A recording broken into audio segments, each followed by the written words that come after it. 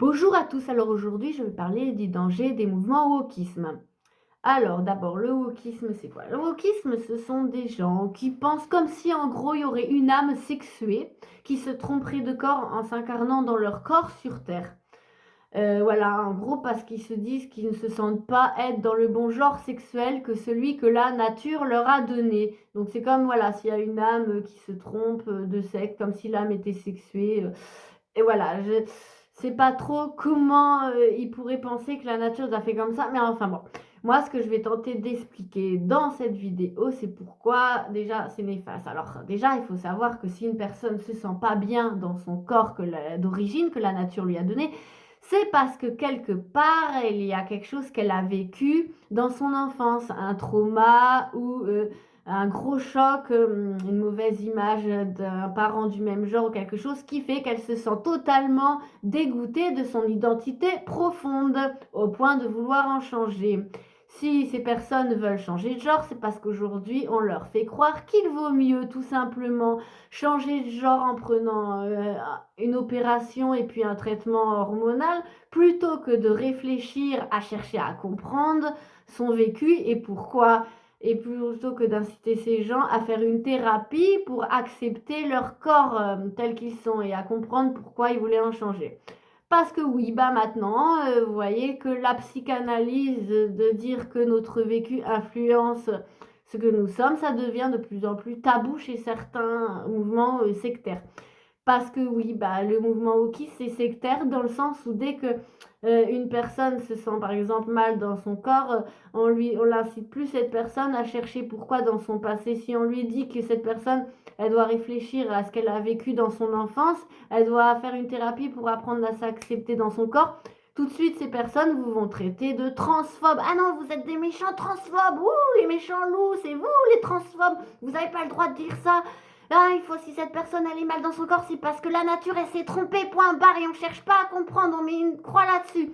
Ouais, en gros, voilà, c'est ça, c'est tout de suite, ils rentrent en guerre avec toute explication logique, comme si ils voulaient pas réfléchir, comme si la mode de ces gens était de ne pas réfléchir, surtout pas réfléchir, tout de suite poser une étiquette, comme si ils étaient des robots en fait, comme si nous étions des robots, que la nature nous a fait comme des robots avec une étiquette.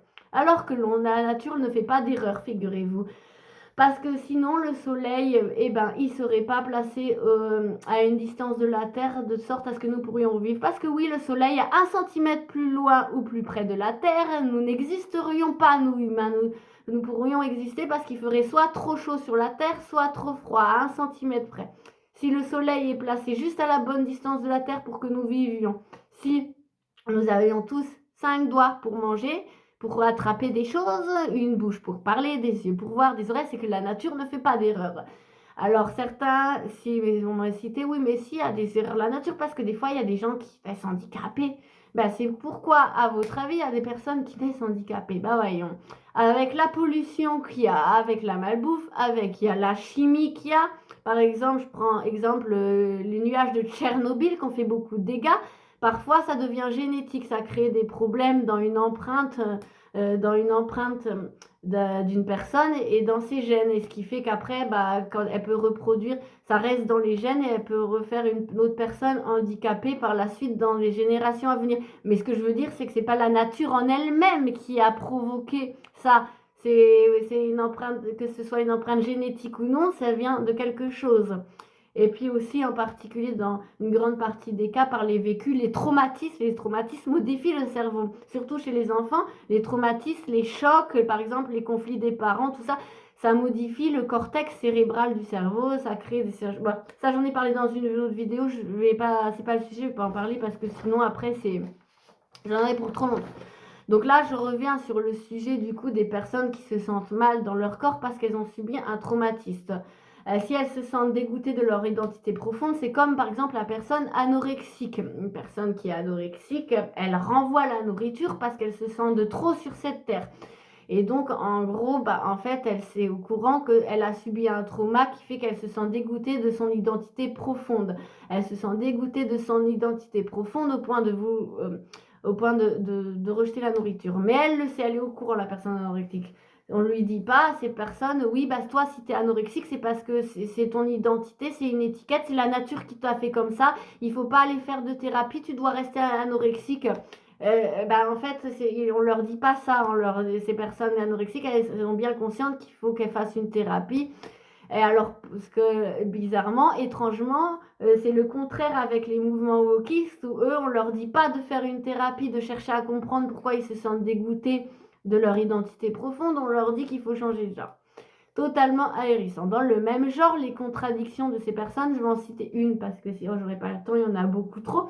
Une des contradictions, quand elles disent par exemple un petit garçon de 7 ans qui était venu sur un plateau TV accompagné de sa maman parce qu'il disait qu'il se sentait fille et que c'était une fille. Enfin, la maman disait que son fils était une fille en gros, quoi. Et ben là, bizarrement, ces personnes qui s'applaudissent. Bravo, cette maman est tellement compréhensible envers son fils qui est une fille. Elle sait l'écouter, elle l'a fait opérer. Ces médecins qui ont opéré ce garçon pour en faire une fille sont tellement compréhensifs. Bravo. Totalement choquant parce que dans le même genre, ils disent que ces gens pensent qu'un petit enfant de 7 ans serait assez mature et consentant pour savoir qu'il est dans le corps d'une fille, mais tout bêtement, une jeune fille de 17 ans, par exemple, qui sort avec un jeune majeur de 21 ans, ces mêmes personnes lui disent: oh bah la fille de 17 ans, elle est pas encore majeure, alors elle n'est pas assez mature pour sortir avec un gars de 21 ans, donc le gars de 21 ans, lui, c'est un grand méchant criminel, et puis qui abuse de la fille. Et puis la fille, elle peut pas être consentante. Alors que dans le même temps, le petit garçon de 7 ans, il est consentant pour changer de genre. Il est assez mature. C'est totalement contradictoire. Première contradiction. Je ne vais pas citer que les contradictions de ces mouvements. Parce que si vous voyez, par exemple, vous pouvez aller chercher tout simplement sur YouTube et taper les personnes regrets de personnes qui ont fait un changement de genre. Et vous allez avoir un tas de témoignages de personnes qui ont fait des changements de genre, des opérations, et qui le regrettent amèrement, qui voudraient tellement pouvoir faire marche arrière, parce qu'ils ont compris que ça venait d'un traumatisme profond en eux, et quand ils ont compris ça, qu'ils ont appris à s'accepter, et ils ont regretté leurs bêtises. Et voilà, il est là le danger de ces mouvements qui influencent des jeunes fragiles, des jeunes qui ont vécu des traumas, des jeunes qui se cherchent encore à changer de genre. Un peu comme à l'école, on avait tous un garçon ou une fille manquée à une période de l'année qui est redevenu tout à fait bien dans son corps quelques années plus tard, quoi. Parce qu'il n'y avait pas de mouvement wokiste à l'époque pour influencer ces jeunes à leur dire si tu te cherches, si tu te sens pas bien, c'est que t'es pas dans le bon genre, va vite te faire opérer, quoi. Et parce que c'est aujourd'hui malheureusement ce qui se passe. Et donc, on voit beaucoup aussi de forums, de discussions avec des gens qui disent: bonjour, j'ai fait une transition de genre, comment je peux faire marche arrière, s'il vous plaît? Quelqu'un peut me dire s'il y a une solution pour faire marche arrière? Ah bah non, c'est trop tard. Alors, ça fait des gens qui se suicident parfois et des familles en deuil qui pleurent. Mais à part ça, tout va bien. À part ça, ces mouvements sont très à l'écoute de l'autre. À part ça, ces mouvements ne sont pas du tout sectaires. Ils ne sont pas sectaires au point que les gens qui remettent en question la théorie du genre sont pris pour des méchants transphobes. Donc ils n'acceptent pas les opinions des autres qui ne pensent pas comme eux. Ils n'acceptent pas que des gens ne croient pas à leur théorie puisqu'ils les traitent de transphobes. Donc en gros, c'est bien l'idéologie d'une secte d'enfermer ses adeptes dans une théorie, l'incitant à ne pas réfléchir sur elle-même, à ne pas comprendre les causes et à insulter tous ceux qui réfléchissent, qui expliquent qu'il y a autre chose derrière ou qui ont une opinion différente.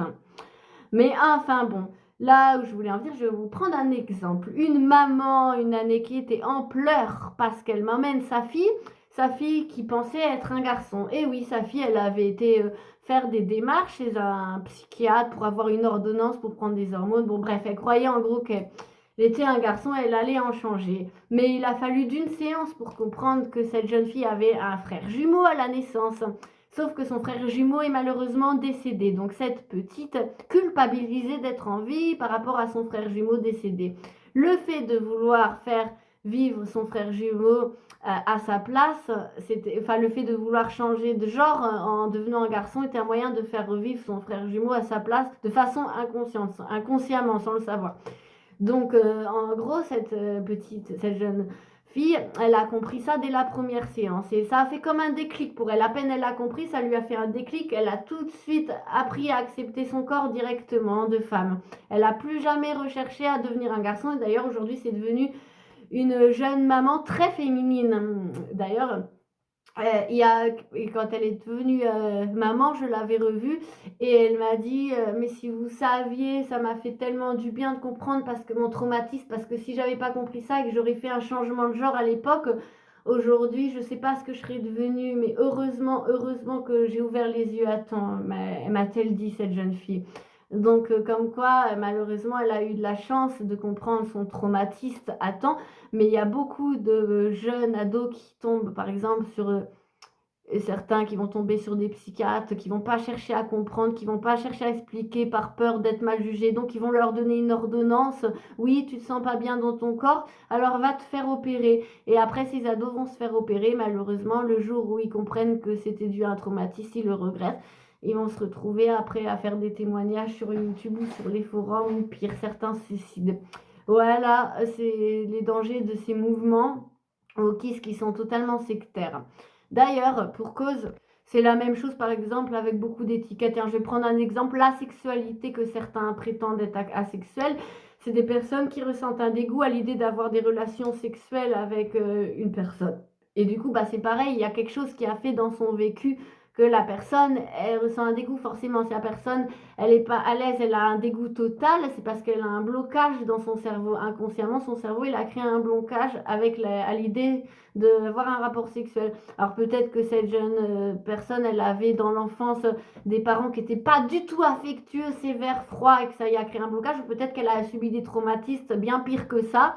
Peut-être que son cerveau, il a bloqué les traumatismes de son enfance et que du coup, elle s'en rappelle pas parce qu'il y a des personnes qui vivent des traumatismes et qui s'en rappellent pas forcément parce qu'ils étaient trop petits et qui du coup, ils ont des symptômes bizarres à l'âge adulte. Ils pensent que c'est leur identité, mais qu'en fait, ça vient pas de l'identité. Parce que non, je suis désolée, une personne qui elle peut se dire asexuelle parce qu'elle ressent pas de désir, elle ressent un dégoût de la sexualité ou tout ce qu'elle veut. Non, c'est pas la nature qui l'a fait comme ça. Encore une fois, c'est qu'il y a quelque chose, elle a subi quelque chose, que ce soit une mauvaise image parentale ou un trauma ou un mauvais vécu dans l'enfance.